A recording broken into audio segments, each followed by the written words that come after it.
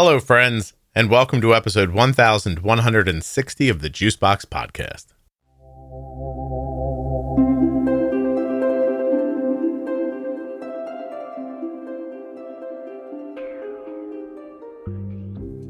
Today I'll be speaking with Beth, who is the mother of 3 children. Her 12-year-old son, who has a twin, has type 1 diabetes and was diagnosed at 9 years old. Beth is a professor of biology, and she used to be a neuroscientist. I think we're going to talk about neurons and brains and stuff. Nothing you hear on the Juicebox Podcast should be considered advice, medical or otherwise. Always consult a physician before making any changes to your healthcare plan. Don't forget to save 40% off of your entire order at CozyEarth.com. All you have to do is use the offer code JUICEBOX at checkout. That's JUICEBOX at checkout to save 40% at CozyEarth.com. If you have type 1 diabetes or are the caregiver of someone with type 1 and a U.S. resident, the T1D Exchange is looking for you. T1Dexchange.org/juicebox. Take you 10 minutes to fill out their survey. It's all they want. They have simple questions about type 1 diabetes, and your answers can help to further type 1 diabetes research.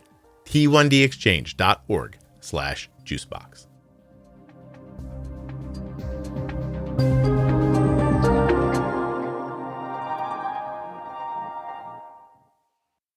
This episode of the Juicebox Podcast is sponsored by US Med.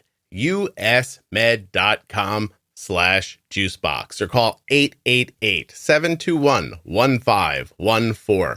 US Med is where my daughter gets her diabetes supplies from. And you could too. Use the link or number to get your free benefit check and get started today with US Med. This episode of the Juicebox Podcast is sponsored by AG1. Drink AG1.com/juicebox. Head there now to learn more about AG1. It's vegan-friendly, gluten-free, dairy-free, non-GMO, no sugar added, no artificial sweeteners. And when you make your first order with my link, you're going to get AG1 and a welcome kit that includes a shaker, scoop, and canister. You're also going to get 5 free travel packs and a year's supply of vitamin D with that first order at drinkag1.com/juicebox. This show is sponsored today by the glucagon that my daughter carries, Gvoke HypoPen. Find out more at gvokeglucagon.com/juicebox. My name is Beth. I am a mother of 3 and a college professor. And my oldest child has type 1 diabetes, diagnosed in October 2020. 2020. So, how old is your child now? He's 12. He was 9 when he was diagnosed, just going into the 4th grade. Okay. Son or daughter, can we say? Son. He has a twin sister. So I have 2 daughters and a son. Okay. Oh, he's a twin. He's a twin. That's right. Identical or the other one? No, fraternal. It's boy-girl, so not identical. You know, that makes a lot of sense. Yeah. Yeah. Well, sorry, hold on a second. I do get that question a lot. No, I'd understand if everybody shut this off now. Hey, honey, I'm listening to a podcast. The guy just asked. Oh boy. Okay, hold on. I'm sorry. I'll do better. No, it's fine. It's fine. You don't think about it right away that they're boy girl and that, it just doesn't. There was a light in my eye and I just shut it off. I'm going to blame that and keep moving. Oh my gosh. So are they identical? No, I just said one of them's a girl and one of them's a boy. They don't look exactly like, oh, okay. Do they look oddly alike? No. All of my kids look very different from each other. And I think that's because my husband is from India and my background is, more Irish, Scottish. So blonde hair, blue eyes. So we have an interesting mix of traits in our children. I just want you to know that when you said my husband's from and you paused, my husband, I thought you were going to say, isn't all their fathers or something? Like, I didn't know where you were going at first. I was like, how could this make a difference? But anyway, all right. So he is all their fathers. That's nice. He is all their fathers. Yeah, we're very sure on the first 2 because we went through some years of infertility. So the twins were the result of in vitro fertilization. Gotcha. So we're absolutely positive. Gotcha. And if I'm not... Plus, go ahead. I'm sorry. Oh, go ahead. No, please. I was going to say my son is like a carbon copy of my husband, but with lighter skin. So Interesting. So all of your husband's features more yes, right. he looks it, and people have a lot of trouble understanding what race he is. I don't think I'm going to say his name on the podcast. It's Sure. a very distinctive name. We did give them traditional Sanskrit Indian names. Mm-hmm. So people are confused, especially if I'm with them and their names and, and my husband's not around. Yeah, they think my you youngest stole daughter those has kids. blonde hair, blue eyes. Oh, yeah. No, they definitely think you stole those kids. That's for sure. Yeah, exactly. Yeah, there are people making phone calls like, I'm seeing human trafficking at the Macy's right now. I know for sure. You got to come now. There's a white lady stealing some oddly caramel Indian children. I don't know what's happening. Yeah, you know what? They're not caramel. They're white. Oh, wait a minute. They're so white. Oh, no kidding. I'm not going to know the names, although my daughter's friend says them around me all the time and I don't pick them up right. But is your husband darker or lighter? He's lighter. He's from, I guess his mom is from Delhi and his dad is from Gujarat, which is a city in northern India. So his sister has hazel eyes. So he does have lighter skin, but he's clearly Indian, So we're going to get off this now, but your son looks like I took a picture of an Indian person, put it in Photoshop and moved the contrast all the way the wrong direction. Yeah, he does have the darkest skin of the three kids, but his skin is lighter Interesting. Than what you would expect for an Indian child. Look at you making new drinks. Good for you. That's wonderful. Okay, now I'm going to test myself because I prepared for this a tiny bit. Okay. What do you do for a living? If you take insulin or sulfonylureas, you are at risk for your blood sugar going too low. You need a safety net when it matters most. Be ready with Gvoke HypoPen.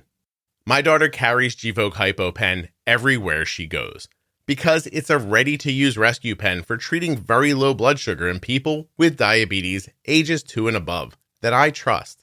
Low blood sugar emergencies can happen unexpectedly, and they demand quick action.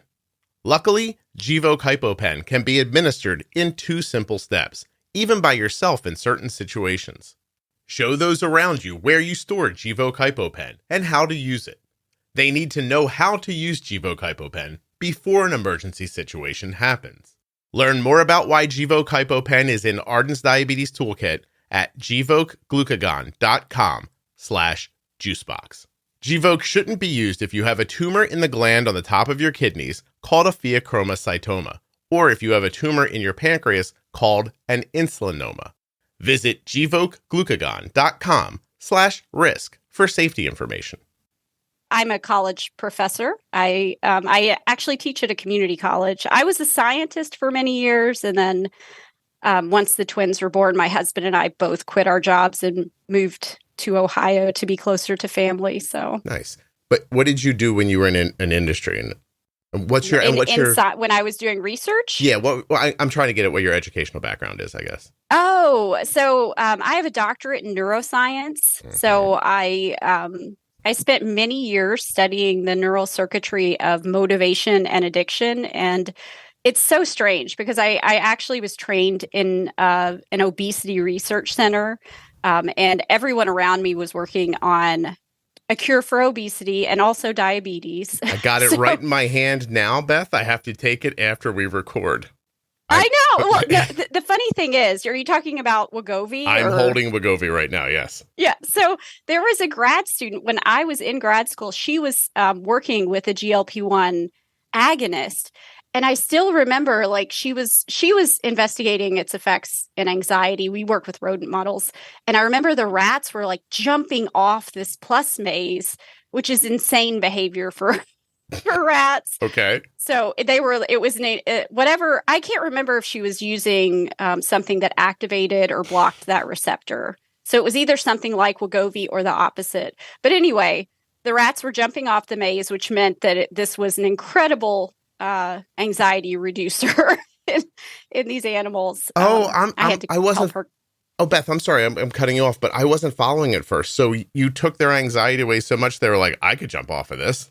Yes, Oh, exactly. but a rat I is mean, I not could explain how plus maze works, but I don't think people would be interested in that. I'll decide what Rats people don't are going to be typically, interested they in, like Beth. to stay in dark places. They do not typically jump off of elevated mazes. Wow. So, But if you give them the right thing, they're like, I can do anything. I'm I'm Superman. gonna launch myself off Yeah. this maze. You didn't even have to let them watch like a video game. They still thought they could do it. That's excellent. Well, I'll say this. I'm holding I'm at a therapeutic dose now. So I'm using 2.4 milligrams weekly. I'm going to actually inject it. I do a little diary about it. So I'm going to record with you. Then I'm going to open my diary up and inject this and record the diary. But I'll tell you, I'm down 31 pounds. I started in March. All of my measurables are going in the right direction, with the exception of muscle mass, which I expected because I'm losing weight. Right. And so I'm beginning to add like exercise in to try to move that in the other direction as well. But it's fascinating. Like, I don't believe that I'm eating that much differently now than I was before I started taking it.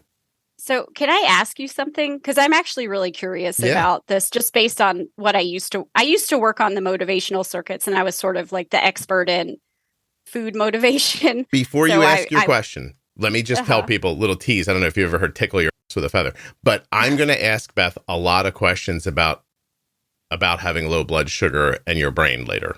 So everybody, hang on to that.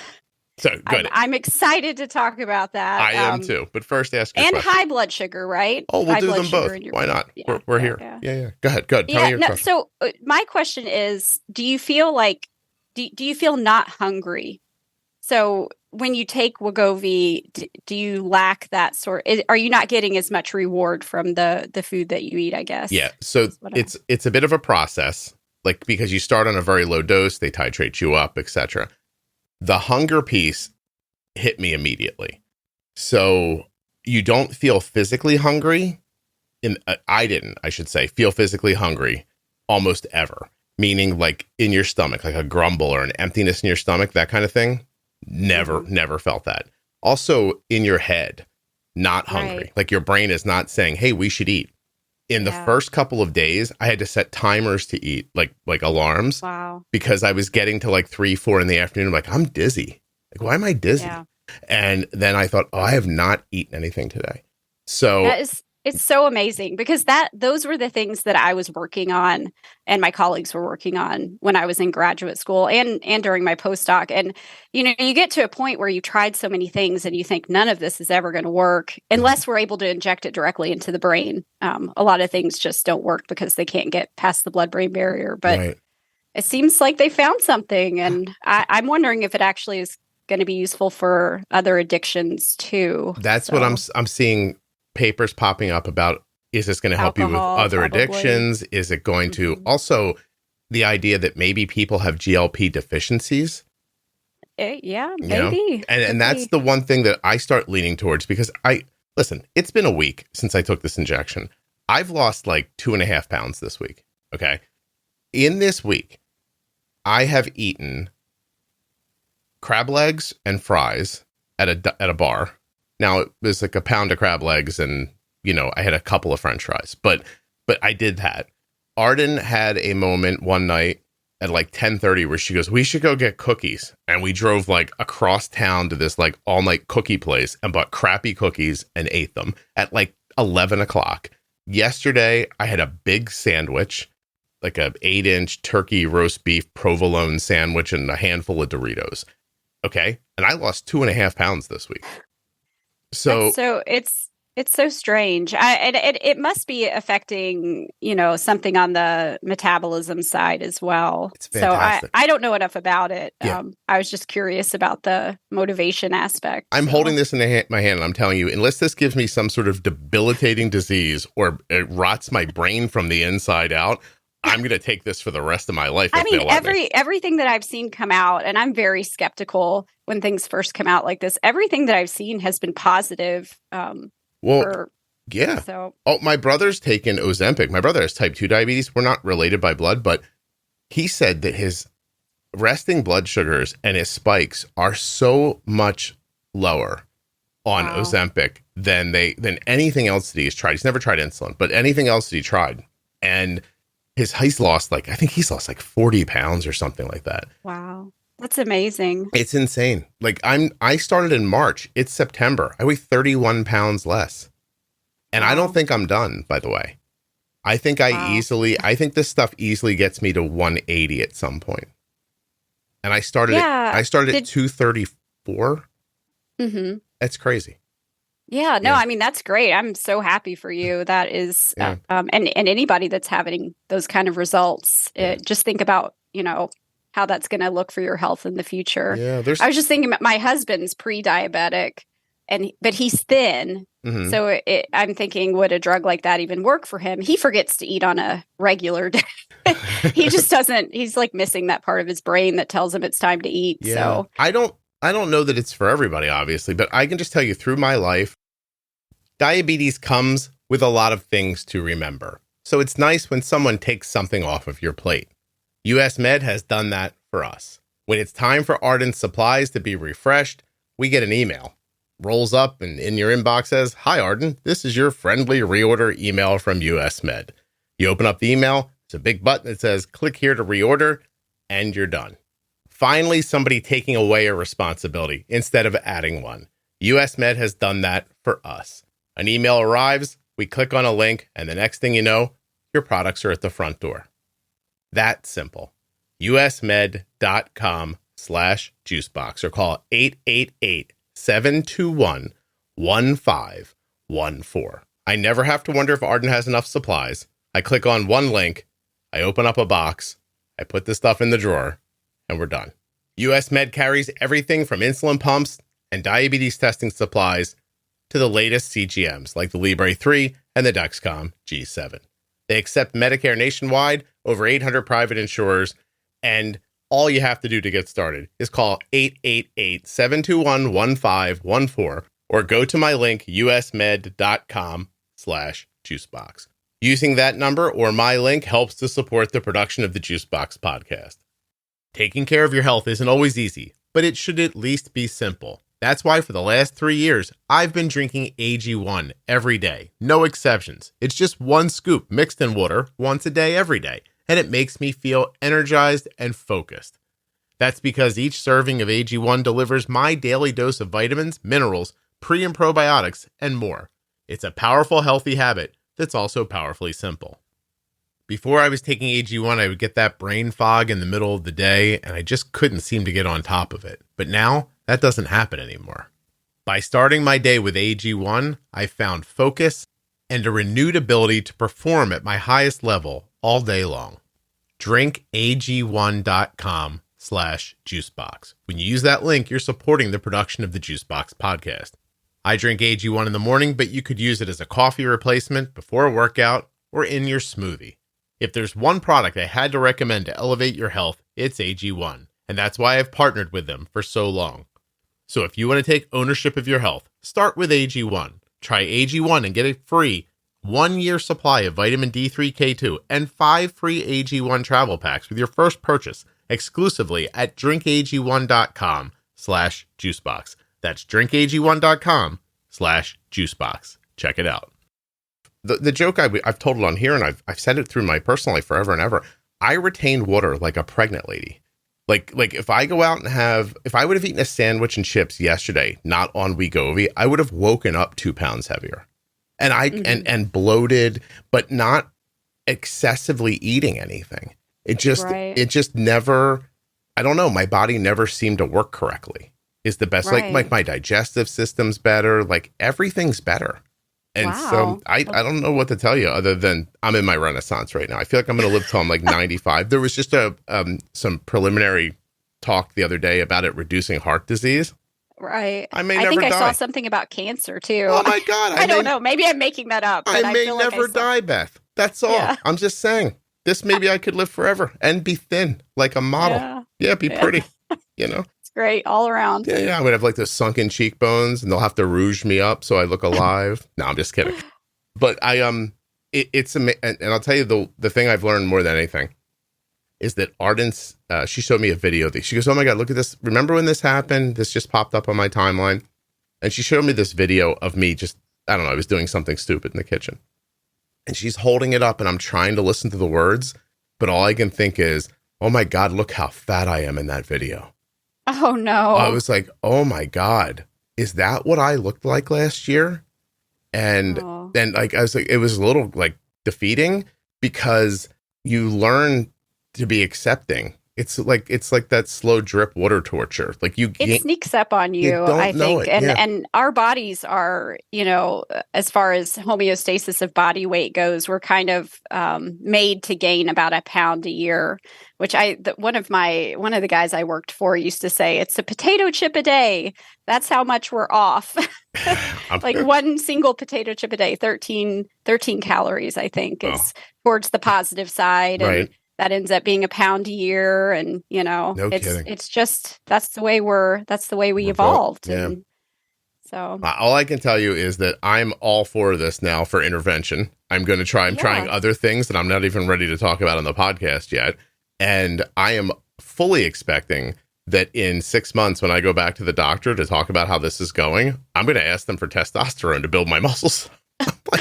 Yeah, that's what I was going to say. The one worrying finding is the muscle mass. And that, I think for you, it's probably fine. But for people who are older, I mean, having enough muscle mass is really important in aging to prevent, bones breaking. And yeah, I'm just telling you, Wegovy has taught me I can't beat Mother Nature, so I'm going to help it.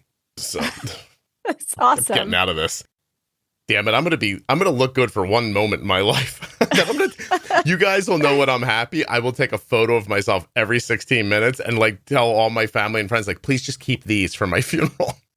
Well, we don't see, like, I mean, I see pictures of you, but I don't see you on a regular basis. So I probably wouldn't even know that you'd lost weight if I saw you. That's the other really disappointing part of it is that, no, actually, I should say this. It's lovely. Okay. But my kids don't see that I've lost weight. Like I saw my son after I lost like the first 15 pounds and I'm standing there like it's Christmas morning waiting for somebody to hand me my gift. And my gift is going to be, oh my gosh, look, you've lost 15 pounds. He did not notice that I looked any different. Oh, well, you're expecting way too much there. Yeah, I know. And so I could dye my hair purple and no one would notice. I swear. But I mentioned it to him and he said, yeah, I don't think of you as a fat person. Oh, and I was like, oh, nice. That's nice. Yeah. So, and by the way, I didn't think of myself that way either until I lost 30 pounds. And now I look in the mirror and go, oh, what were you doing? Like, it's not your fault though. I mean, again, it's just the way that your genetics and I mean, I usually preface all this by saying like, if you like a picture of in your head of me, like eating like a bag of chips every day and, like handfuls of, I don't know what, it's just not who I am.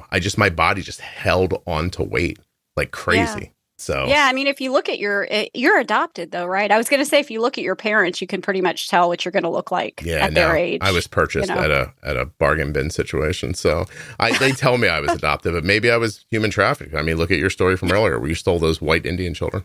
So, okay. So Beth, tell me, let's just dive into it. Like, let's not talk about your son or diabetes or anything like that.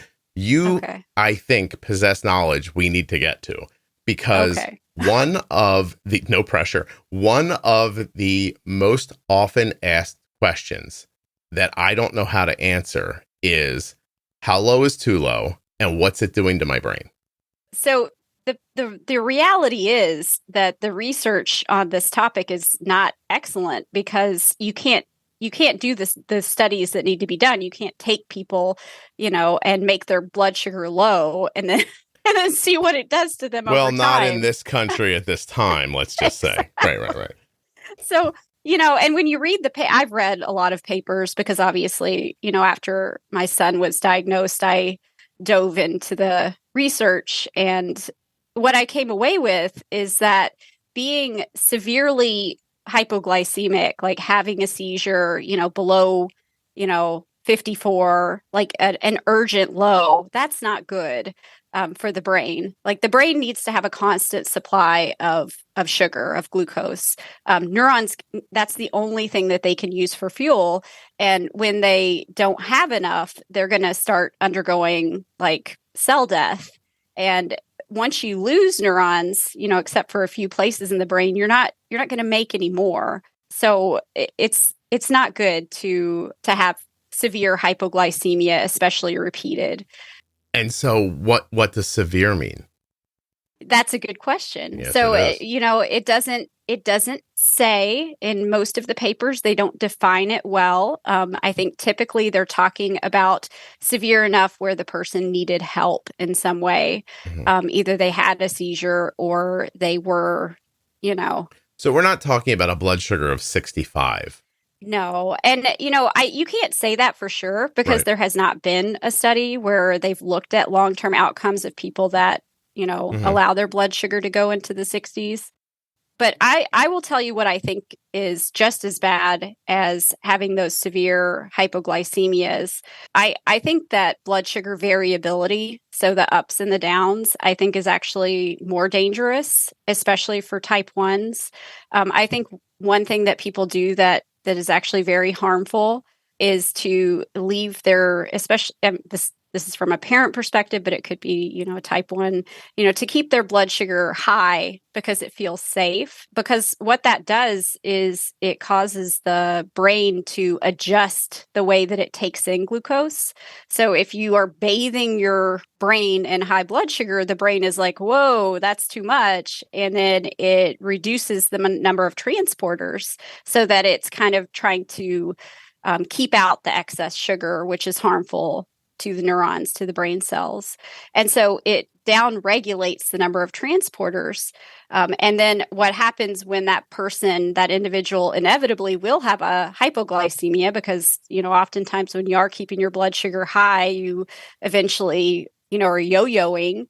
And then the hypoglycemia is, I think, more dangerous because you don't have enough glucose transporters because the brain's gotten used to the high blood sugar. Oh. And then, you often hear people say, well, I feel low at 100. And you're like, oh, well, that's not a real low. But it is for them because their brain is not getting enough blood sugar because they don't have enough glucose transporters because they've been existing at this higher level for so long. And it is dangerous. And I've read a lot of things where the highs followed by the lows are, the repeated highs followed by the lows are really, really bad because the brain just can't. So the bouncing is dangerous because your brain is like, all right, you're going to keep your blood sugar high, I'll adjust, and then zoom, it's low all of a sudden. And it can't change that fast. Like it does have an ability, your cells have an ability to like change how they interact with these things. So it can change the amount of glucose it's taking in across the blood-brain barrier, but it can't, the blood sugar, if it falls really fast, it can't adjust fast enough. And then you basically are starving your brain cells of sugar.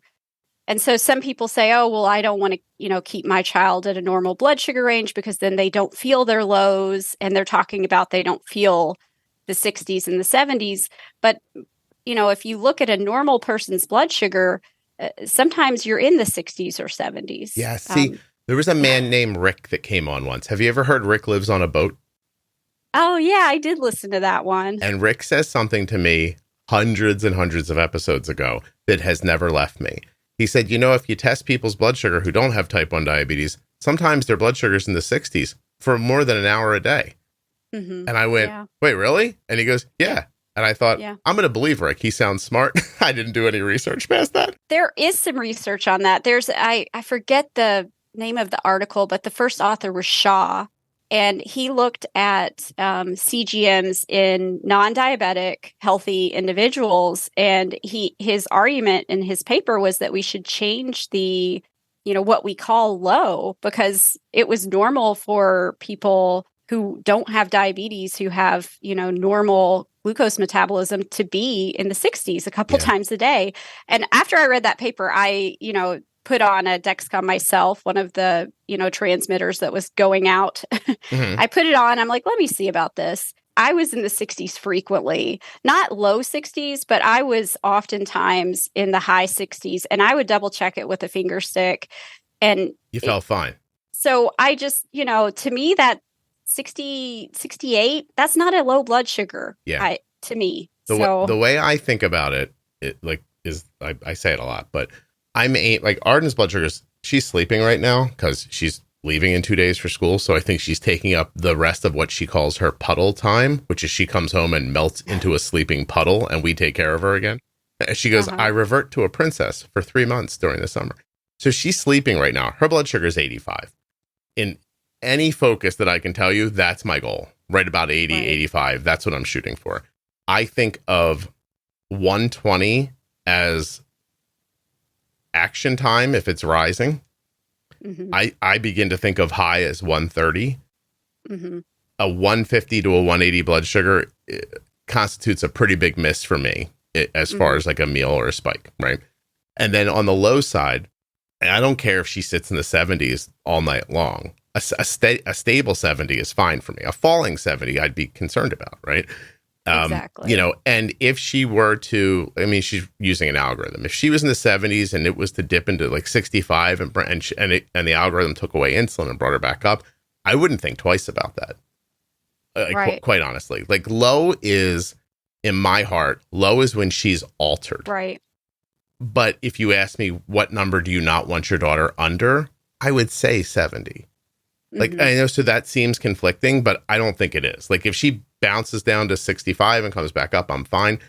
If we get a falling low and we catch it and she dips into the 50s for a second and comes back up but never feels it, I think, okay, well, good job, we caught it. Right. Giving an example, last night, Arden and I recorded a podcast together. It's our third podcast we've ever recorded together. Oh, awesome. Yeah, I'm looking forward to that one. Well, you're not going to hear some of it, and I'll tell you why. And so, we recorded for like 90 minutes, and we had been out that day, and she had. So here's how the day got mucked up. She spent the night at someone's house unexpectedly. While she was sleeping in the morning, her pod ran out of insulin. Oh no! And I was asleep, and she was asleep, and we both kind of woke up at the same time. And I was like, "Hey, her blood sugar's been rising for like 2 hours." So I texted her, I'm like, "Where are you?" And she's like, "I know, I'm on my way home." And I was like, "Okay." So like, be clear. She was riding in the 80s for like 12 hours. We just started a new algorithm. It's working really well. And I was actually like, and I'm like, oh, I'm going to get like a 24-hour graph where she's like not over 110 and not under 70. I was like, this thing's crazy. Then I wake up and I flip my phone open and she's 250. And I'm like, wait, oh, no. That doesn't make any sense. What happened? And I'm looking, I'm like, why is the thing not bolusing? And then I'm like, oh, because the thing doesn't have access to any insulin anymore. So I'm trying to wake her up. She's like, I know, I'm on my way. So anyway, it was kind of bad. She didn't have insulin for 2 hours and her blood sugar got up to 320 before we could fix it and bring it back down. Did it pretty quickly. I mean, she got the new pod on. I think we pushed 9 units through it. And by the way, we just went with what the algorithm said. I was like, let's see what happens. It got her down fast, but it couldn't catch it. So we had to catch it with the little carbs. It was no problem. But then we had to eat. So we went into that like low drop, can't really bolus, here's food, spike again, 200, gets it back down. And now it's 8-9 hours after this all started. And we're sitting in maybe 12 hours after this all started. And we're sitting in here recording a podcast. And she's, we start, her blood sugar's like 110. It's still kind of drifting back down. It's all good. And we're talking for like an hour and 15 minutes. And we're getting ready to wrap up. And neither of us are looking at our phones. Our phones are muted because we're making a podcast. And I ask her one more question. And as she starts answering, I'm like, why is she being so mean? Oh, no. And unkind. And none of it hit me. I have to be honest with you. I was like, is she trying to be funny and missing the mark because she's 19? You know what I mean? And we're talking and she's like, and she's being like, now she's starting with a kernel of truth, like a thing she believes. But as she's defending it or explaining it, she's being cruel. And I was like, I'm actually thinking no one's going to hear this. I'm cutting this out for sure. Like to protect her. But then she goes, hey, we got to stop. And I'm like, what? She goes, I'm low. And she's like, I don't feel good. And I was like, okay. So we went downstairs and we got her some food and all this stuff. But it was one of those lows that stuck with her for a while. Like it didn't come right back up again. Okay. Yeah. And then we started talking once she was okay. But as soon as it came back up, her knee started to hurt. Her ankle started to hurt. Like she got all achy all over. We had to stretch her out and everything. And I was like, I think this is from the high, low thing today. Is that? that makes complete sense to me. I just, there's no research that you could point to or study that is going to definitively tell you that. But to me, the ups and downs, I think, make you feel like crap. Mm-hmm. And I like, just from looking at my son, because we have bad days like that too. I think everybody does. When that happens, he doesn't feel good, and he's not himself. Yeah. And it high or low, you can tell from because he's such a sweet kid, just so kind and funny and just such a great person. And if his blood sugar is high, he's mean. He's like, if it's above 200, he's a different person. Right. And if he's low, he gets silly, and then, he can be mean then too. I think it depends on the situation, but it's fascinating because as she's sitting there going like, I'm not okay. Like I said, oh, I just hit stop. She goes, that was an abrupt way to stop the podcast. I'm like, I don't care about the fucking podcast. Like, let's deal with this. Yeah. And so I get up and like, I turn the ceiling fan on to like, hopefully like to help her as we're moving out of the room. And then it feels good. And she just sits there. And I thought, oh, wow, she would sit here and die if I didn't just tell her to move. Like, right. I'm like, Arden, we have to go downstairs. She goes, but the fan feels good. I'm like, Arden, you need to go eat something. Like, let's go. And she wasn't like, I don't know if she was going to get to a seizure. I don't think it was, honestly, it wasn't that kind of drop, but it got lower than she should have been. And it hit her hard. You got to wonder if the brain hadn't, sort of, I don't know how long it would take for the brain to acclimate to high blood sugar. I was thinking more of someone who sat in the 200s all the time, sure. But you never know. I mean, maybe you're in the 200s for a few hours and it changes your brain chemistry a bit. And then you're more, you're more susceptible to those lows at higher blood sugars. No idea. All I can tell you, Beth, is that she was like, Arden's not a cruel person. Like like I asked like a question that I thought was going to make her introspective.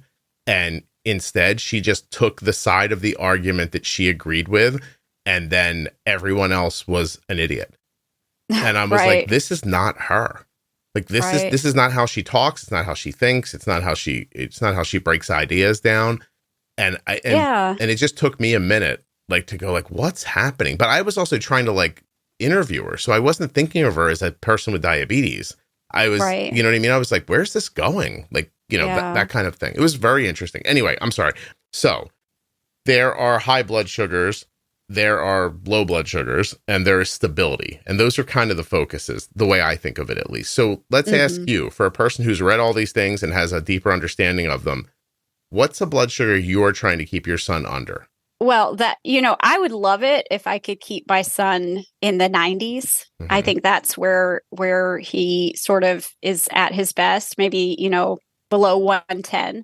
He's on Tandem's Control IQ, so that's not really... It's more of a 112.5 target, right? Yeah. I mean, we keep him in sleep mode, and that sort of is a little bit more aggressive. His settings are aggressive. That works well for us. I wouldn't recommend that for everyone, sure. But his average blood sugar is typically somewhere between 105 and 110. So, we do pretty good. When he's with me and I am bolusing for him and, doing the bumping and nudging kind of in the background, he's in range 100% of the time. And he basically is gliding along, kind of like an airplane with very little spikes. Yeah. But when he's away from me, it gets more difficult. And I don't think I mentioned this, but he does have dyslexia. And he has been diagnosed with ADHD, but he's a different kind of type of kid. He has a very high IQ, and they call these kids. This sounds terrible, like I'm bragging or something, but it's not bragging at all because it's actually very challenging. They label these kids as twice exceptional because is that the new phrase? Has the. They called me in school. What? Academically talented. You know what I wasn't? I was not academically talented. You may have been twice exceptional too. You don't. Beth, let's just say I was not academically talented, but I was twice exceptional. I'm going to write that down. And that's what they should have called me. By the way, also, you shouldn't tell a 5-year-old they're smarter than other people. That's not a good idea either. No, it's never a good idea. It's the whole the whole way they do gifted programming, and at least in the public schools around where I am, is just a nightmare. But I won't get into that. Well, Beth, let's get into it for half a second. The lady that was talking to me was a big dummy compared to me. She didn't know how to talk. I'm just kidding. She didn't know how to talk about these things. But no, it was I'm old, so it was in the 70s.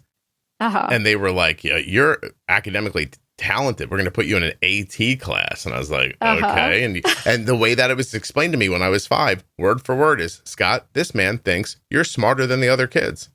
I'm a parent. That's not a thing you tell people. So, right. Yeah. That's not a way to get the best out of. if that's a thing you think, you keep that to yourself.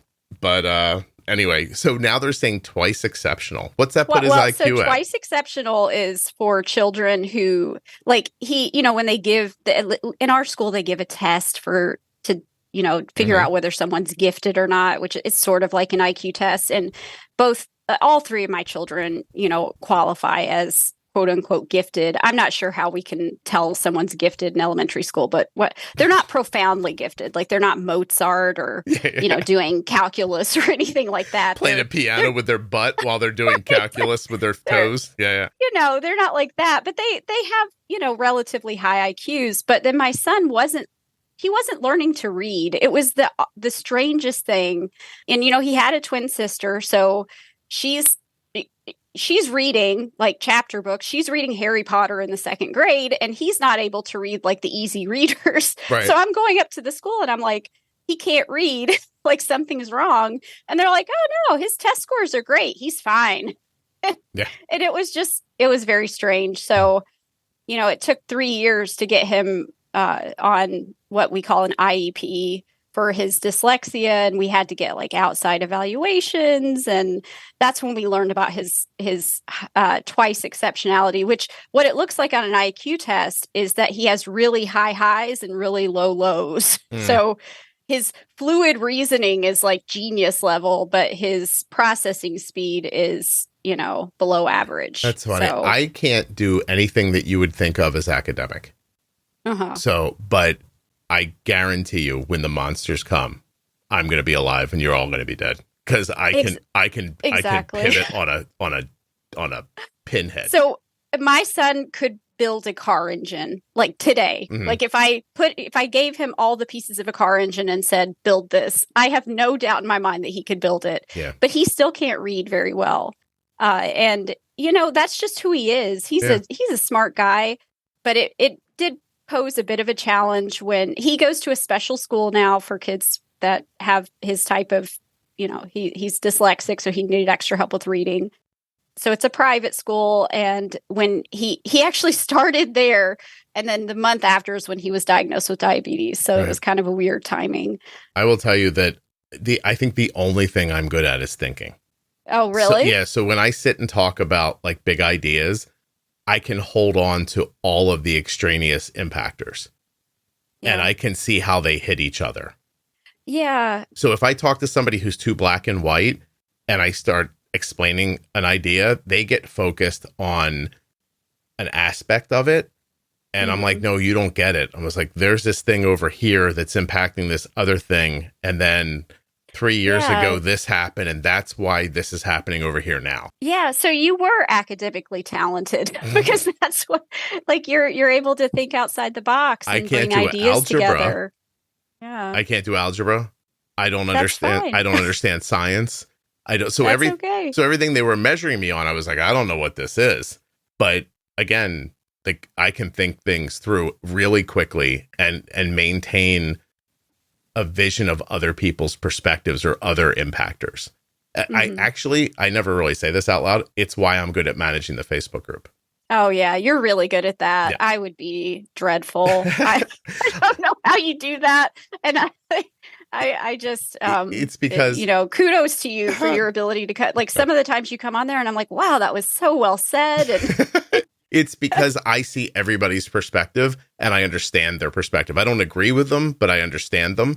And I operate on the fundamental idea that everyone's right and everyone's wrong, and it doesn't matter. Yeah, it's great. It works really well. I get on there sometimes and I'm like, oh, that's not right, from like a scientific perspective. And I'm like, let me share this journal article with you. And Yeah. it's really not the right approach on Facebook. It's no, there's a lot of different ideas in the room, and you just have to try to keep focused on the goal. What's the goal? Yeah. The goal is that a person needs to leave here with more information than they came with. They need to be comfortable and live a healthier, happier, more productive life from something they took from here. The goal is not for you to tell them how you feel about the thing they asked. Yeah. I mean, I have to tell you that group, I wasn't a big Facebook person before diabetes. I would post like pictures of, family stuff for my family, but I wasn't in groups. Like I didn't have a group thing. And I found the Facebook group must have been a couple months after he was diagnosed. And I joined a bunch of the diabetes groups. Like I joined all of them that I could find, especially the ones that I thought were geared towards parents. And I was in those groups for about 2 weeks. And this was like right when he was diagnosed, and I was in a really bad place as you are.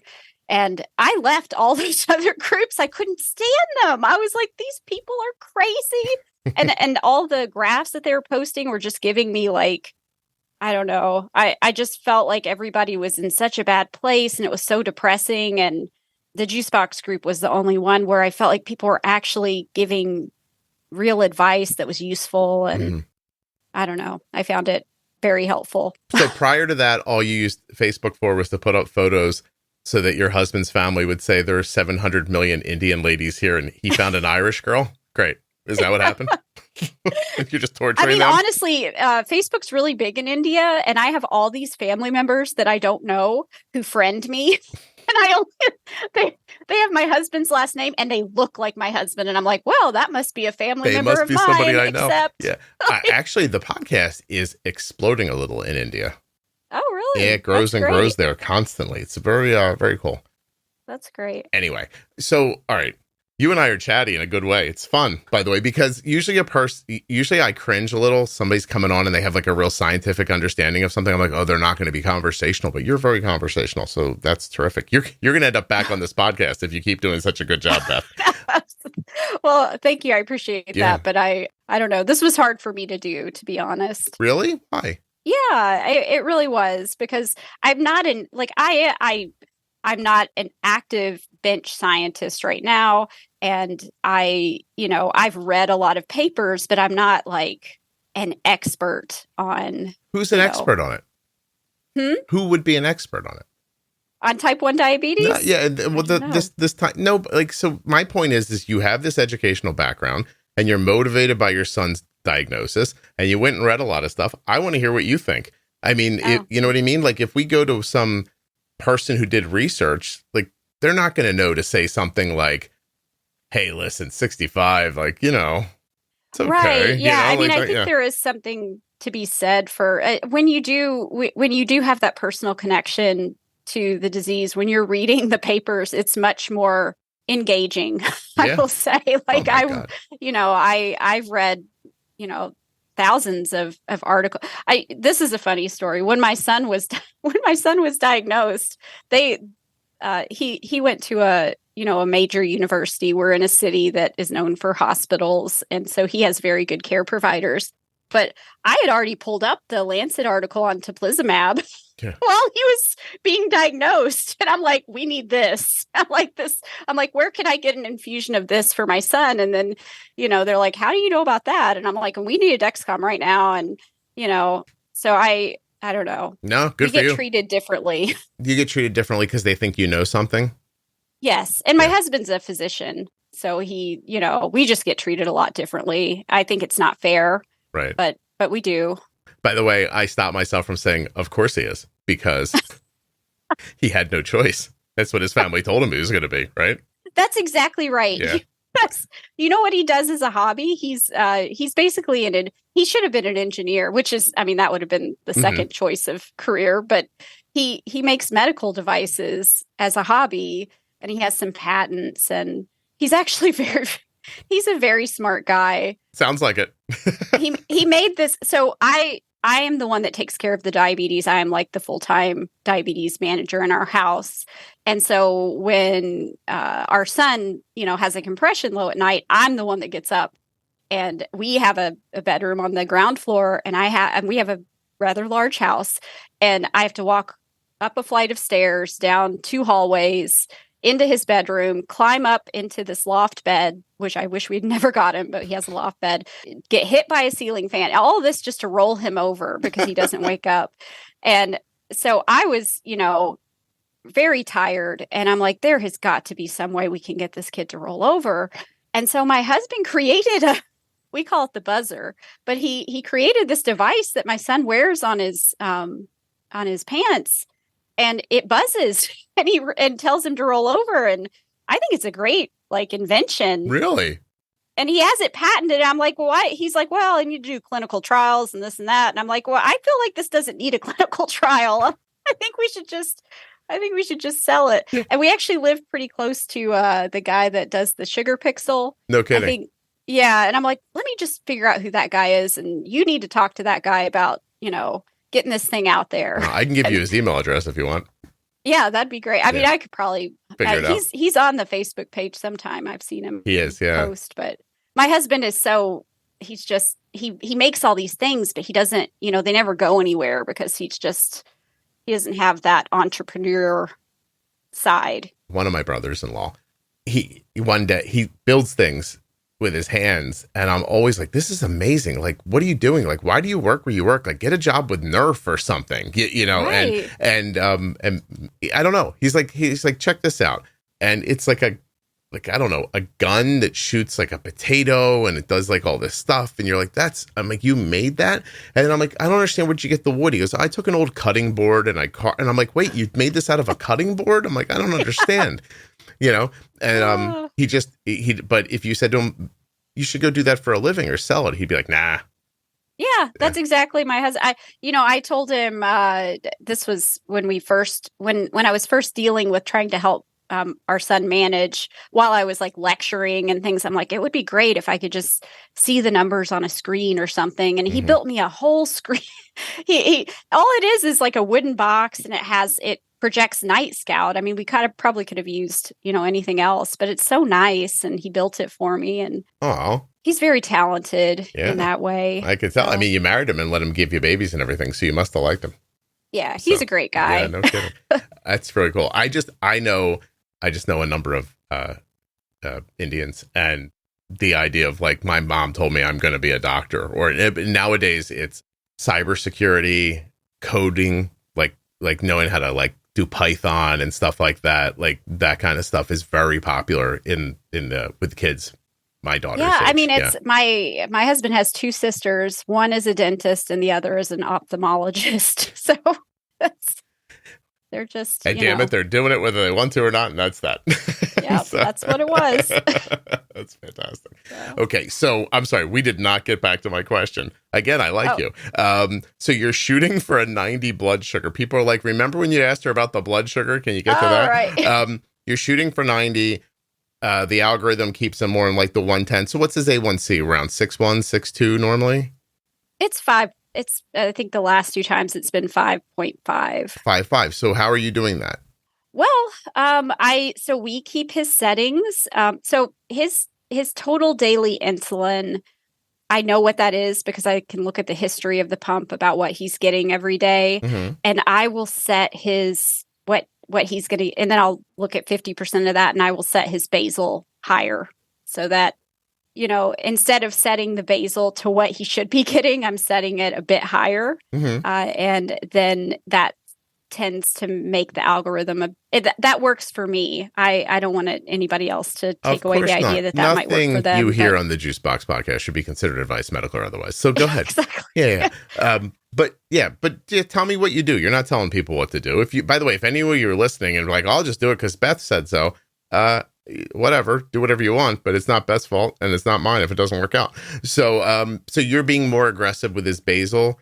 Yeah, so his basal's pretty aggressive. The correction factor is not as big a deal for us because we don't use the mode that he gets auto corrections, but that is set more aggressive at times when I know he's going to have these rises early in the morning. Mm-hmm. In general, I have his settings very simple. They're just, 1 or 2 basal rates a day, 1 or 2 correction factors. But the key for us was really look at what he should be getting, basal wise, which is around 10 units, 12 units, and increase that by about 20% in the settings. And then because we know the pump's going to suspend sometimes. Right. The other thing that I do is I a lot of times am pretty aggressive with boluses. I would rather overshoot it and him need like I just texted him this morning. He had a donut for breakfast and his blood sugar went from he woke up in the 100s and he went down to 70 for the pre-bolus, and then he went up to 130.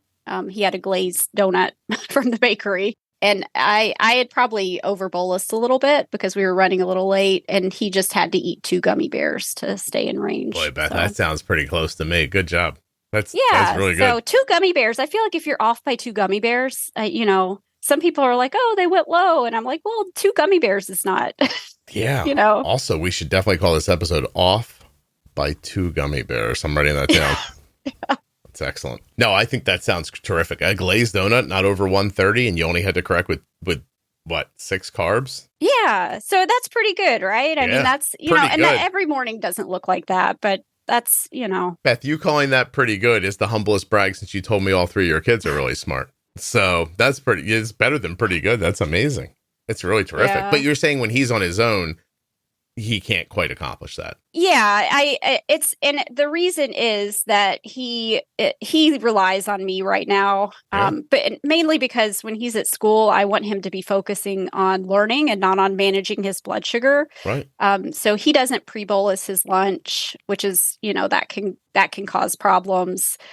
Because he goes to this different type of school where the school is designed for kids with ADHD and dyslexia, they tend to be much more active. Like they might take the kids out for like an unexpected recess or, when they're learning to read, they might be doing something like jumping around in the classroom. And so I never know what his activity level is going to be. Right. So because of that, because I don't, if he's at home, I know he's going to be outside playing basketball. I'll turn his pump down a little, but can't do that when I don't really know what's going on while he's at school. So that's excellent. I mean, Beth, this is terrific. Like you're doing so well. Do you know that? Or is it a thing where you're like, oh, we're struggling? How does it feel to you? No, I feel like we're doing really well. And I didn't feel like that in the first year. It was a real struggle. So anybody that's listening to this that's newer, I just want you to know that it is like, this is achievable. But I feel like it takes a lot of trial and error, especially with bolusing. So it took me a long time to figure out how to bolus for that donut. The timing, like looking at the waking blood sugar and seeing where it is and looking and seeing how much basal the pump was giving him. And it's like a calculus problem, trying to figure out all these different variables. And then I just don't go based on the carb ratio anymore. I take into account all those things. And then I put in the number of carbs that give me the amount of insulin that I know will work at the right time. And you learned that from the podcast? Or did you figure it out? You did. Absolutely. Okay. I think that is the key to the podcast is for me at least, was giving me the confidence to go in and do what I knew I should have done anyway, because this is all like, as a scientist, this is what we do. Like trial and error is how we work in science. It's like, oh, that didn't work. Let's change this and try it again. And, so once I started looking at it like that and being more flexible, it got much easier. Good. Well, that's excellent. I just think, again, like I want to circle back. You're in a unique situation. So I really do just want your opinion. So you're shooting, you'd be happy if he was 90 all the time. You don't like him over 130. Is that about fair? 120, 130? And I'm actually good. I'm good under 150, I think. And what do you at school? Yeah. And what do you call low? 65 is what his settings are. But I don't generally, the goal for me is to not let him get to 65. Sure. So no, I understand. Yeah, like the gummy bears that I gave him were when his blood sugar was 85, but I could see that he was going to be heading down. So, but you call 60 in your mind. See, I'm not worried about. I'm trying to illustrate how you think about it. So you think of 65 as low.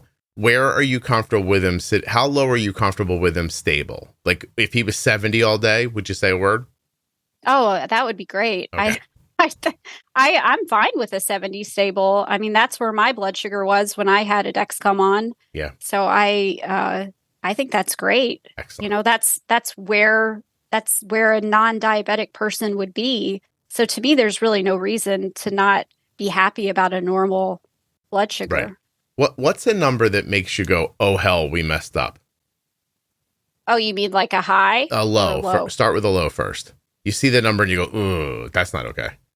Oh, anytime I see that he's in the 60s with like a diagonal down arrow, like I can see that I'm not going to be able to catch it, like I missed it or something. And I can see he's going to be heading into the 50s. That makes me feel really bad. So what low number makes you think about all the research you read and go, oh, I hope I'm not frying his little brain? Anything below 50. And that doesn't happen very often for him, but that's when anytime I start to notice that he is different. And to me, when the behavior becomes different, that is when the brain has been impacted. Yep. So, that's to me, some people are going to have those symptoms at a higher number. And I would argue that's because their brain has become tolerant to higher blood sugars. So and it could just be physiological differences too. But for my son, anything below like the low 50s or below that is really not good. So if I'm wrong, you stop me. But do you think that the phrase feels they're low has been kind of co-opted by something that people don't understand? Does that make sense to you, what I just said? Maybe not. Sort of. I don't know what you mean by co-opted, but I think people use it incorrectly. Okay. So I feel like, because sometimes I'll say, oh, I like my son to have, normal blood sugar. And then someone will be like, oh, it's bad because they can't feel their lows. And I'm like, but he can feel his lows. It's just his lows are different than, Yeah. So the scale's weird in their head, right? So they're keeping higher blood sugars so that at 70, they feel a low because they think if we catch a low at 70, then we can stop it from like being a real like medical emergency. And, right. And so that idea puts into their head that 70 is low. Yeah. And they also, they get so stuck on the numbers when what they really should be paying attention to is the arrows, because the number, like, who knows exactly what that, you have your Dexcom stuck on your thigh or what, it's measuring interstitial fluid, which is the fluid between the cells, in, the subcutaneous fat on your thigh. What does that, mean to the glucose in your brain? That has always been like a question for me. And even the blood that is coming out of the capillaries in your fingers, like how is that relevant to the blood sugar that's going into your brain? So it's just the best measurement we have. Exactly. Right. It's a correlative. The arrows are really the most important thing. So 70 horizontal arrow, I think that's awesome. I would not touch that with anything, but 70 with a down arrow, that is a major concern for me. So the arrows are so important. And I think especially newly diagnosed people, they get so focused on the exact value instead of thinking about the trends and the graphs and the arrows and am I rising? Stability. Am I falling? Yeah, how do I feel? Exactly. Right. Yeah. You almost wish that, again, it's people who think very black and white, and I understand that, but it's the idea of like, oh, there's the number. 68 is a great example. 68 is low. We're in a panic right now. 68. If you could, like you said, somehow put a sensor in your brain, how do you know the level of glucose in the brain's not 72? And oddly enough, that would make you more comfortable. Yeah, I mean the levels in the brain are very highly it's your brain is probably the last thing to go, I would imagine. The body is going to make sure that your brain has sugar as best it can. Yeah, it's just so helping. Like if you're this is, again, I don't have any data to back this up, but I think if the fat cells are at 68, your brain's probably a little bit higher. But that would just be my guess. And Beth, let's just be clear. You work in a community college. We don't believe you at all. So don't worry about it. I'm just kidding. Hey, the community college. I'm joking. Well, let me tell you this, though, because there's a lot of stigma around community college. I quit my job, which I was on the tenure track. I had a research lab and, I was in a state school in Maryland and I was doing really well. And then when the twins were born, my husband and I both quit our jobs and moved to Ohio.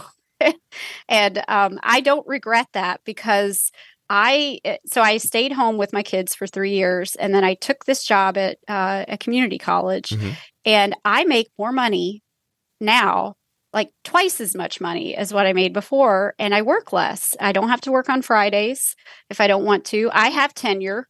Yeah. They can't fire me. And I love my job because the people that I interact with are absolutely amazing. I teach biology and anatomy and physiology, so I have a lot of pre-med, pre-nursing, and it's a very rewarding job. And I have to say, everyone that I work with, they all have PhDs. They all left industry or, research in some way. So, Well, Beth, I want to be clear. I barely got out of high school, and I did not go to college at all. I'm not besmirching anybody. I took one community college English/writing class when I was like 23, maybe. I got a great grade in the class, like an A+ in the class. I got done. I was like, there. And my wife's like, see, you could go to college. And I was like, all this tells me is I don't need to go to college. Yeah. I mean, and not everybody needs to go to college. Yeah. A lot of the people in my classes are like, switching careers or, just. It's just a different way of thinking. Like I started, I grew up very broke. So I never thought, like college was never presented to me by anybody. Like what was presented to me was you make it through these 12 years and then go get a job. And that's how life was presented to me. Then I met Kelly, who'd gone to college and, had aspirations about things. And she's like, you're very smart. You could just do this too. And I was like, I don't think I need to. And in her mind, she's like, no, you absolutely have to. Everybody has to go to college. Like that was her perspective. And mine was, I think I'll be all right. And look how well you've done. Well, I have a podcast, but I taking that class and doing well in it, like to her it was like, see, you could do this. You should go do it. I thought, oh, see, I can do this. I don't need to do this. Like it was a really interesting moment, like where I think she was disappointed actually, and I was like, no, I this just tells me I'm okay. I'm where I thought I was. And that's interesting. Yeah, no, I think that's good. You may or may not believe this, but we have very similar backgrounds as far as that goes. Why would I not believe that, Beth? Huh? Why would I not believe that? I don't know. I mean, people think, oh, she has a PhD. She must have, Oh, okay. I thought maybe I thought you were lying to me, but no. No. I mean, I grew up like I don't think I was poor. Well, I take that back. I mean, I grew up in Kentucky and, neither of my parents went to college and I was not expected to go to college. So, there were people in my family that had addiction issues and that's kind of what led me on the path that I went on. Oh, to look into the brain and addiction, how that works. I was going to fix people. That was where I was ready to find a treatment. And I didn't, but, I learned a lot of things along the way. So were you looking to help them or were you also worried that if this happens to me, maybe I can stop this from happening to me? Oh, no, I was going to fix them. Oh, okay. That was my main goal. Yeah. Are they alive now or no? Yes. Good. Very much so. Doing well. But I have a paper I wrote in the 8th grade about alcohol addiction. And I found this really old book in our public school library on the genetics of alcoholism. And I got a really bad grade on that paper because the teacher didn't like what I was saying. Really? But it was, I was hell bent to figure that out. And, it sounds like your teacher was an alcoholic. It was like, I don't like being picked apart like this. The town I grew up in, it was, they didn't sell alcohol. It was a dry county. So. Well, that just means you have to drive drunk to another county to get your booze. That's exactly right. Yeah, that's not a great idea. Which caused me a lot of problems when I was younger. Oh, did they send you for the booze? No. Oh, you had to go get them when they were in a ditch? No, I mean, it just led to some, some issues with, jail and I don't know. I see. Well, I see why you gravitated towards a smart man. You were like, I'm getting the hell out of this. Not that, by the way, I want to say not that smart people can't be alcoholics. That's not my point. But yeah. Oh, interesting. I love this. This is great. Okay, so all right, so I think I have your ideas about highs and lows and what you're thinking. I hope we went enough into the idea that I don't think we did actually, that if you could find a way to disconnect yourself from the number, because none of this stuff is like, there's no God level absolute about your blood sugar. Exactly. Yeah, and you have to let that go. It just, the people on the Facebook group that post, like, they're like, this is my Dexcom number and these are my 5 meters that I have, and and they're all numbers. Which one of these is right? I'm like, you don't, none of them. Never gonna know. Matter. Yeah, and it's a weird thing because I was lucky enough. I didn't see it as lucky at the time, but I was lucky enough to have that experience in the hospital during Arden's diagnosis when they tested her blood sugar with the crappy bubblegum meter they gave us to take home, and with the $10,000 thing that the hospital uses, and the numbers were wildly different. And I said to the nurse, I don't understand, which one are we going to dose off of? And she goes, well, the one you're taking home. And I'm like, what? I'm like, not good. I'm like, give me that one. She goes, this one costs like 10 grand. And I was like, I don't care. Like, I'll take that one. Right. And she goes, yeah, no, it's okay. And I'm like, it's okay. By the way, she didn't know what she was talking about, but the experience made me realize this is what we have. Like, this is the thing I have. Screw the number. I got to figure out where the number correlates to how she feels. Yeah. And you're so smart for figuring that out so early on. It's a leap, though. I think that was pretty impressive. Yeah. Well, guess what, Beth? I knew that, and I couldn't do anything else with it, because without a CGM, you're just constantly testing and plotting in your head and trying to be like, all right, she was this here and this here. And like, but it was more. I cannot imagine. I remember when we were in the hospital, and I'm like, yeah, we need this Dexcom thing. Yeah. And they're like, well, we'll send off a prescription, but you might have to wait on your insurance. And I mean, we are lucky that we don't have to worry about that because we could just pay out of pocket. And I'm like, I need you to send this in. Like, I can't sleep without having this data. So we had a Dexcom like the instant that we got home. And I am so grateful for that. I do not know how people do it without the constant monitor. Right. I just think it'd be very hard. The modern conversation is, I don't understand, how am I supposed to wear an algorithm if the Dexcom might be wrong? And I actually saw it happen to somebody recently. Like, their blood sugar was reporting higher than it was, and their algorithm delivered insulin. And then they thought, I don't feel right, and tested their blood sugar, and they were much lower than the CGM said.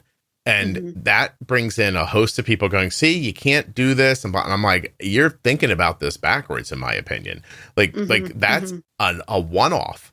Like that's a one-time thing. Yeah. And if you didn't have it and you didn't have the algorithm, your blood sugar would be up and down and all over the place. And your brain definitely would not be doing good. Right. So yeah. I agree. I sometimes there is going to be a disconnect where my son's been wearing T-Slim with Dexcom for, I don't know, almost 3 years now. And we had that happen one time that I can think of.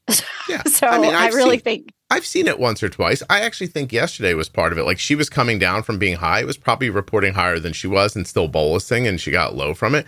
But guess what? She also wasn't 300 for 5 or 7 hours, which happens to a lot of other people. Like, so I'd rather stop a lower falling blood sugar than fight with a high one. I'd make that into a t-shirt, but I don't think anybody would buy it.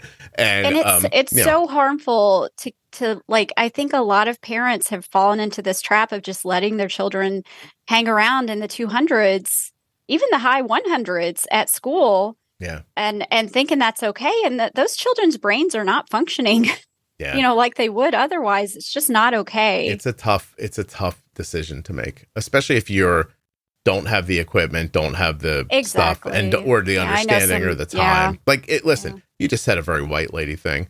Now, I said a white guy thing this morning and texted Isabel. I just said a very white guy thing. Here, I'll pull up the text so I can show you. So Isabel texted me this morning. She says, "Good morning." She goes, "Oh, I hope it was fun recording with Arden last night." And I was like, yeah, I mean, it was until it wasn't. And then I, out of nowhere, said, "Hey, did John Lennon coin the phrase, 'Life is what happens when you're busy making other plans,' or did he just use it in a song?" And she goes, "I'm not sure." I said, "I'll figure that out today." And then she goes, "Please let me know." And I'm like, okay. And then she said, "Hey, I just want to let you know when you do this, like, it's background stuff you guys don't know about. Like, once you do this, tell me, I'll put up a post about that." I said, "I will." I told her when I record today, and I said I recorded 11 and at 3:30 today, and Arden's packing for school, so I have a lot going on. And then I thought about it, and I said, oh my God, I'm so white. Packing and podcasting, such a full day I have. like what a Caucasian thing to say. I don't know how I'm going to get through today. I have to record 2 podcasts and put my daughter's stuff in a bag. Oh, I know. I just listened to a newly released podcast by you this morning, and the guy was talking about how he couldn't afford insulin and he was having to buy the Walmart insulin. Mm-hmm. And I mean, I can't imagine. I know that there's a lot of that out there, and I know, in other countries, people don't have the ability to get a pump right away to get a pump at all, or so it's. No, we're in the infancy of spreading this stuff throughout the world, and it's very. Again, it's in its infancy. Everybody doesn't have the stuff they need or they deserve. And but I was just found myself like laughing at myself. I'm like, did I just complain about having to record 2 podcasts and help Arden pack today? I was like, what a ridiculous thing to say out loud. And she goes, hey, by the way, packing and podcasting is a good episode title. I was like, oh yeah, that's true. I'll write that down.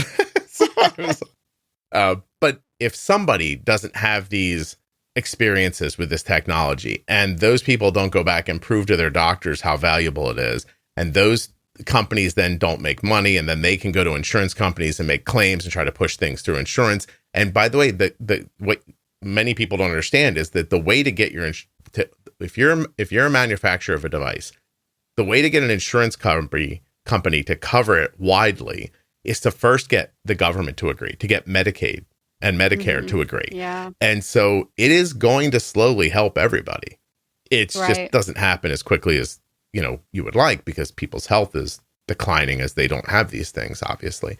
But you have these conversations and you spread it around, and slowly you matriculate towards better. And, maybe it's horrible to say, but maybe a generation from now, it won't matter how much money you have, or if you have insurance, you'll get diabetes, and somebody will say, here, you put this CGM here's on. Your pump with the algorithm. Here's your glucose monitor.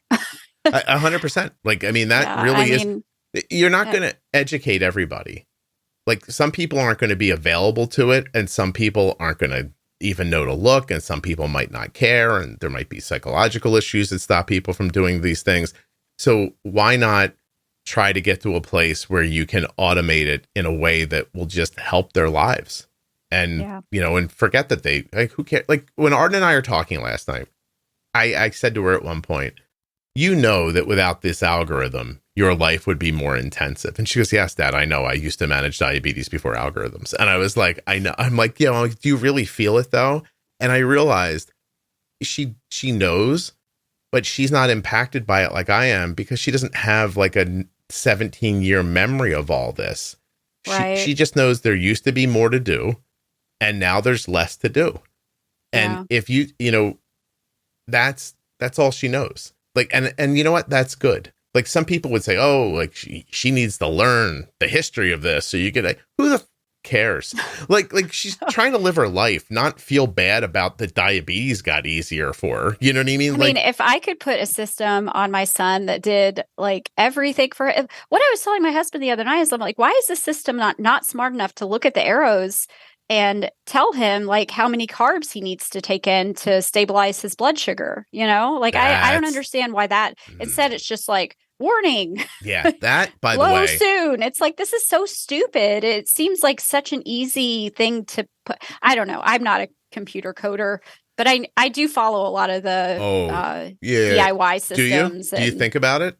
Yeah, I feel like these things can be done. I think in the next decade, these algorithms are going to be absolutely insane, especially if AI comes on board. I don't see diabetes management being the hard slog it is. Yeah, now. You're going to teach that machine to pivot on a pinhead, and then that's going to. Well, listen. By the way, I think the algorithm to say this is how many carbs I think you should eat right now probably exists already, and I'm going to guess that like somewhere between the FDA and liability, you're not going to see it as fast as you want to. But I mean, that again, I know very little about programming, but that seems like a no-brainer to me. It's so simple. Yeah, like yeah. if my brain can figure it out, then Yeah. and I feel like a computer should be able to do it. I don't know. And when can it start to learn and remember and like Exactly. it's Like, oh, gotta you be took close. in, you ate 2 gummy bears last time and it wasn't enough. This time have 3. Yeah. Oh no, it's I interviewed somebody recently who was talking about algorithms that are like even with like geolocations are going to be able to say, look, I know you said this is pizza, but the last time you were at this geographic location and ate pizza, it took 20% more insulin than when we were at that geographic location and ate pizza. So when you're at, I don't know, when you're at Verducci's, we're going to go 20% heavier. And when you're at this one, we're going to go 20% lighter or whatever. Right. Like that's not crazy. Yeah. That is not crazy. So, Yeah. And listen, does that mean that there'll be a whole generation of people who don't have my granular level of understanding about managing this? Yes. And if you think that's a bad thing, I can make an argument for it being a good thing too. So, yeah, no, I think it's better to just put people on these systems and, not, I don't understand the need to make everybody go, MDI for 6 months or whatever it is. I think that's ridiculous unless they want to. I feel like it should be a choice. Yeah, of course. But that's exactly right. There are going to be people who want to understand it like this. But here's the thing that you don't know about me. I don't want to understand this like this. That's hilarious. I just had to. Do you know what I mean? No, I get it. If you think that, like Arden and I were talking last night, she said diabetes for 17 years. If you think 17 years ago, I was like, you know what I'd like to put a lot of my focus on? I want to figure out how French fry fat slows down digestion so that I need another bolus 90 minutes after Arden eats. That's what I really want to understand. That's not what I want to understand. I wanted to write movie scripts, by the way, when I was younger. That's not happening at all. Maybe you should start doing it now. Sure, Beth. What I'll do is I'll stop making this podcast to write a movie. That'll go well. And which a thing, by the way, that I don't know if I'd be any good at. It was just something I wanted to do when I was younger. I tried it once. It's a different story. I'll tell you at the end. But my point is that, like, even last night, Arden said, you love talking about diabetes. And I said, no, I don't. And she goes, yes, you do. I'll bring mom up here. She'll say the same thing. And I'm like, oh, God, you guys misunderstand. I don't love this. Like, it's just that you have to, right? Yeah. You think I love this? I'm like, Arden, you don't think I could make a podcast about something more fun and it would be more fun for me? And she goes, I don't know. I'm like, oh, I definitely could. I mean, right now. I have to agree with you there because I actually am a person that listens to podcasts. So I like, listening to a lot of science podcasts and some other ones in there. And you are very good. I listen to even now, and I feel pretty good with diabetes management. I listen to all of your podcasts just because it's enjoyable to listen to. Not so much that I'm, looking for management tips or anything. And plus, I think people with type 1 or parents of type 1s, they just end up having really interesting lives for some reason. I don't know. Beth, you just made my day. And I want to tell everybody, I don't know how mature it is to tell everybody how mature I am, but I want to tell everybody how mature I am now because you started talking and I thought, she's going to say it's a good podcast, diabetes or not, and that you're good at making a podcast. And I almost jumped in and said, oh my God, are you going to say I'm good at making a podcast? But I stopped myself. I just stood here. I clenched my fists. And I was like, don't say anything. Let her talk. Let her talk. And so I mean, you really are. I have other, like my children have other issues. Like one of them is autistic. And so I've listened to other podcasts just merely to get information and really bad podcasts, it make you want to kill yourself. The sound quality is not good, or they're just so boring. But I'm listening to it to try to glean some piece of information. I saw a clip on the TikTok this morning. Some lady telling a story about how she this woman looked like she was in her. Listen, what do I want to say? She looked like she was in her mid 50s, but her plastic surgery made her look 48. And she's telling a story about betting an 18-year-old and and how this kid took by the way, I don't know who this person is. You might all be like, oh my God, I don't know. And like how the kid took a selfie while they were in bed and she didn't have her makeup on and she was so upset and she sent it to friends and I don't like my stuff being out there. And I'm like, I'm listening to a woman tell a story about having sex with a kid 40 years younger than her, it looks like. and she's somehow making it boring. Right. Like as she's talking, I'm like, you're so bad at this. Like if that was my story, we'd all be gathered around the campfire going, oh my God, and then what happened? But instead, she's telling it, and I'm like, oh, you're terrible at this. Like really bad at talking. Right. And so I would never call it a skill. I think it's just a thing I'm randomly good at. But I do think it is a skill. Like I feel like, because I've listened to your podcast from the beginning. Like I started with the technology ones, and then and those were the only ones I listened to at first. And then I started listening from the start and all the way through. And I feel like you've gotten better. I am getting better at it. That's for sure. They were always good, but yeah. Well, listen, I started off as a person who, if you put me in a room full of people would gravitate to me while I was talking. Yeah. And it used to be you talked more, right. Yeah, I'm learning to listen to people.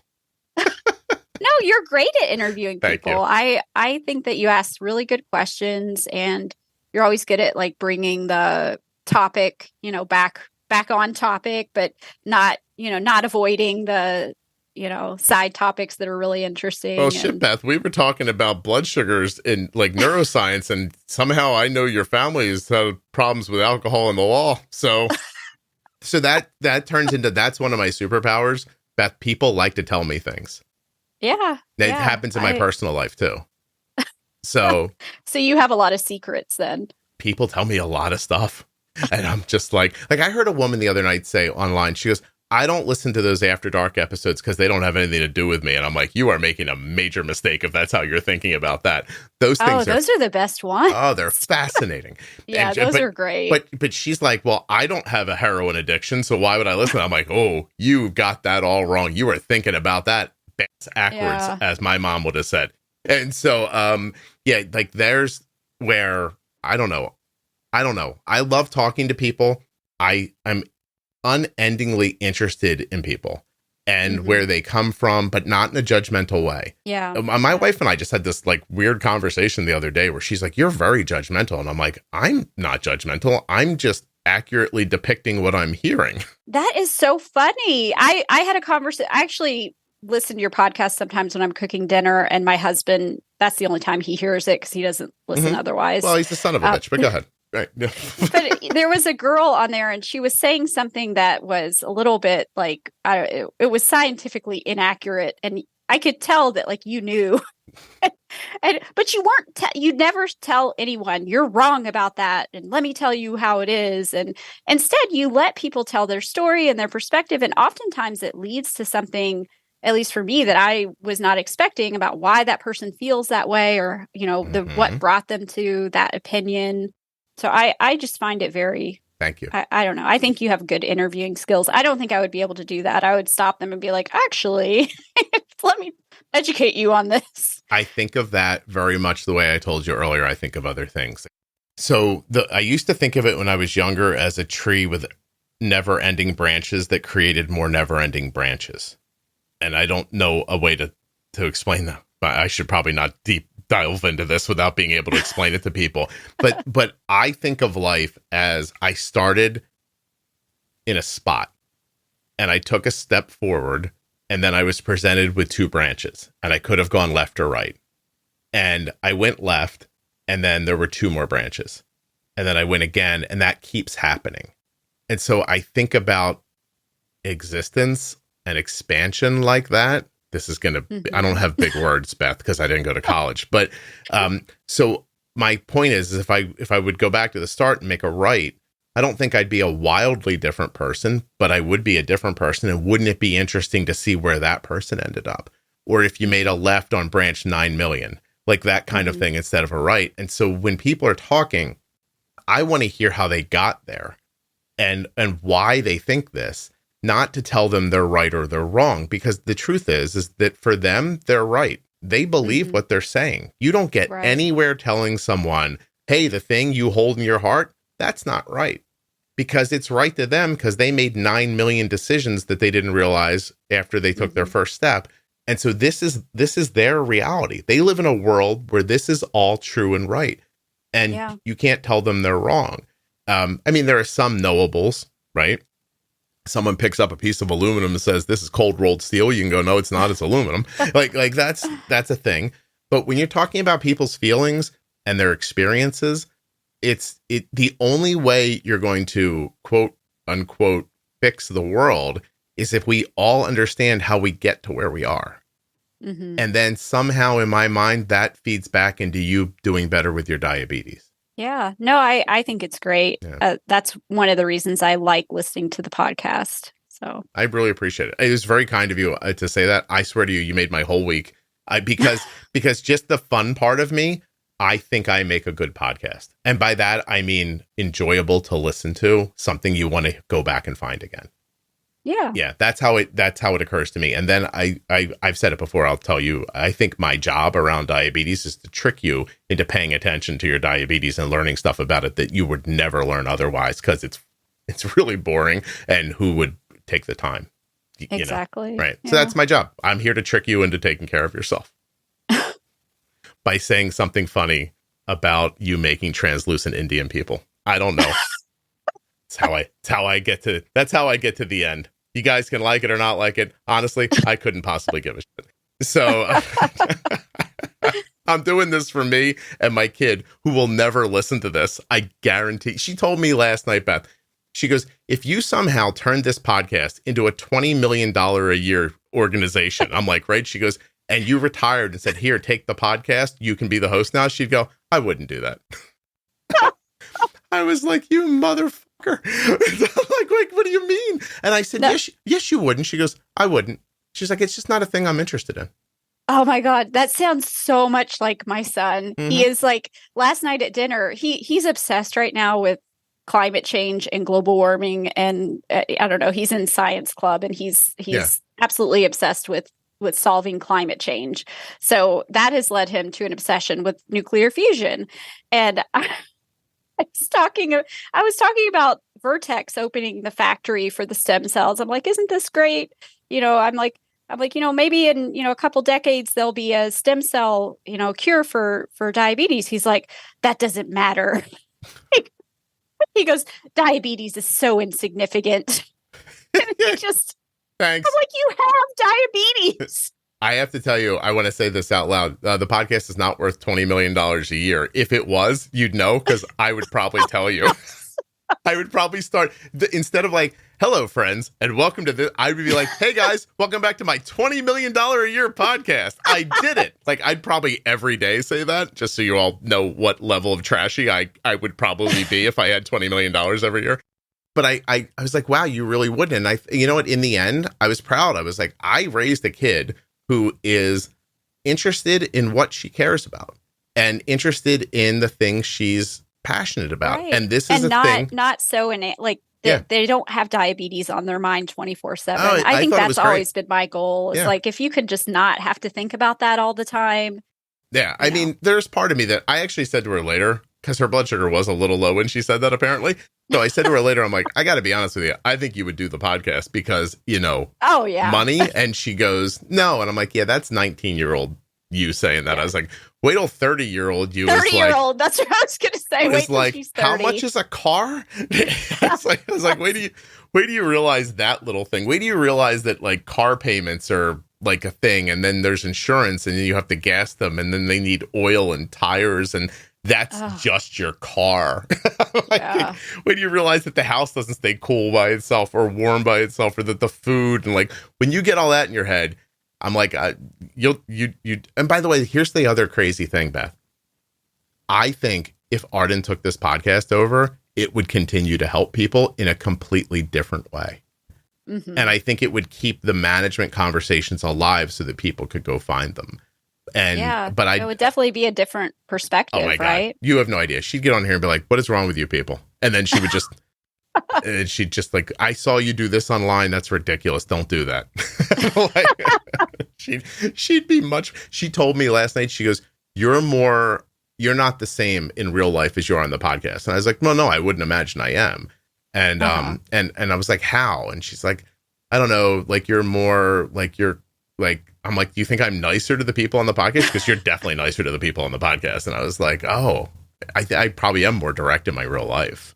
Yeah. Well, maybe we'll do that at the end, Beth, where I where I just get really direct and blow everybody up for the last couple of years. That's how we'll go out. But I don't, in the end, I don't feel that way. Like, I don't think that's how people learn. Mm-hmm. In your personal life, I mean, you know, obviously I drag Erica on here to talk about it all the time because I'm trying to figure it out. Like, people don't communicate well, and I'm no different. So I'm just better at communicating on this. Anyway, I'm not going to tell you about the time I tried to write a script and all I ended up doing was getting 20 pages into something that completely resembled A Bridge to Terabithia, which is a book, which is a book, like the saddest, which is a book I had never read. And really? Here's the 2 minute drill. My early 20s, Kelly and I are just married. I make this proclamation one day when I wake up and we're all getting ready to go to work. And I said, I have a great idea for a movie script. I'm calling out sick and writing it. And she's like, go ahead. And because we were young, like now she'd be like, you better get the fuck out there and make some money. Leave your stupid ideas. And so I stayed home. I put like a 20-page treatment together, started writing the beginning of it, came home. She reads it. She goes, this is very good. And I said, thank you. She goes, have you ever read A Bridge to Terabithia? And I said, I don't read books. Proudly, I said that in the 20. I had never read it. And I said, no, why? Thinking she was going to make like some, like, oh, you know, but she goes, well, you're writing it right now as a movie. And I was like, are you kidding me? And that was so defeating to me, Beth. I stopped trying to do it. It was a great movie, though. This was long before the movie came out. Oh, really? Oh, yeah. This was back when it was just a book. So I had written this treatment about these kids who live in this old creaky house, and there's this property behind them with a fence, and beyond the fence is this forest and woods, and in the woods were magical creatures. And I literally had that going for 20 pages. I had never heard of that book in my life because I am an illiterate, basically. So anyway, that depressed me so much I stopped writing things. Well, maybe you'll go back to it someday. I don't know, Beth. This podcast is pretty popular. I think we should keep doing this for a while. All right. I appreciate you doing this very much. Thank you. Yeah, sure. No problem. Hold on for me for 1 second, okay? Okay. A huge thank you to one of today's sponsors, Gvoke Glucagon.